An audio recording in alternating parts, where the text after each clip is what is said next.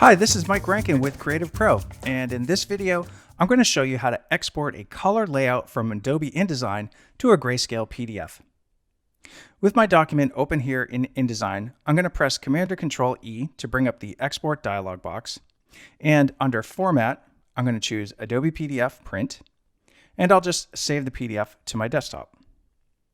Next, I'll choose my PDF preset, and in this case, I'm going to choose Press Quality, and then I'll go to the Output settings. And under Color Conversion, I'm going to choose Convert to Destination, and then under Destination, I'm going to choose a Grayscale profile. And you can find the Grayscale profiles all the way down at the bottom of the menu, this set right here. Now, if you choose a PDF preset that includes one of the PDFX standards, you may not see those Grayscale profiles in the list.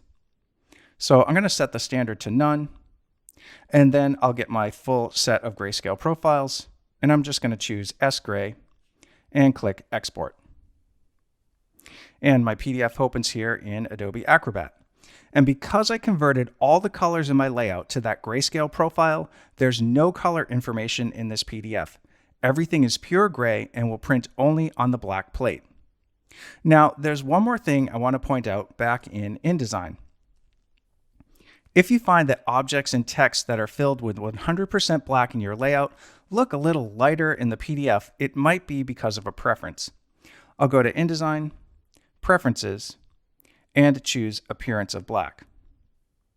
And I'll make sure that under Printing Exporting, I've selected this choice, Output All Blacks as Rich Black. If it's the other choice, Output All Blacks Accurately, you might see some washed out grays instead of pure black for text and other objects that are filled with 100% black. So again, I'll set that back to Output All Blacks as Rich Black, and I'll get pure black text. And that's a quick tip for outputting a color InDesign layout to a Grayscale PDF. Well, I hope you enjoyed this video. If you did, be sure to give it a like and subscribe to our channel. And for thousands more how-to articles and tutorials, visit our website, creativepro.com, and become a member today. Thanks for learning with us.